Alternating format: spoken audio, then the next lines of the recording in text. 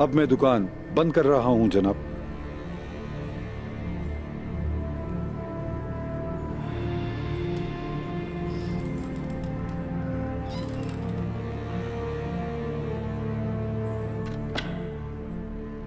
धुंधार कहाँ है?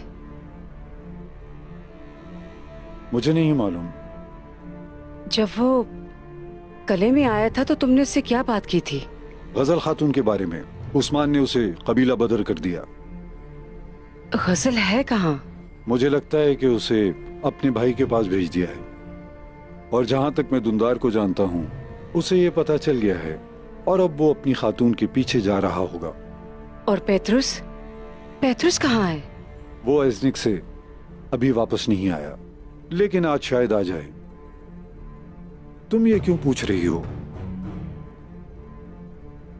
क्या वो बड़ा दिन आ गया है? सोत की जंग कब होगी? कल।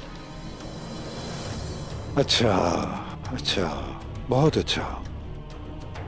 सुनो, अब मैं तुम्हें बताती हूँ कि तुमने हमला करने वाले फौजियों की किस तरह मदद करनी है। पेत्रुस के वापस आने के बाद जो जरूरी हुआ वो हम करेंगे, तुम फिक्र मत करो। अब अपने कान खोलकर बात गौर से सुनो।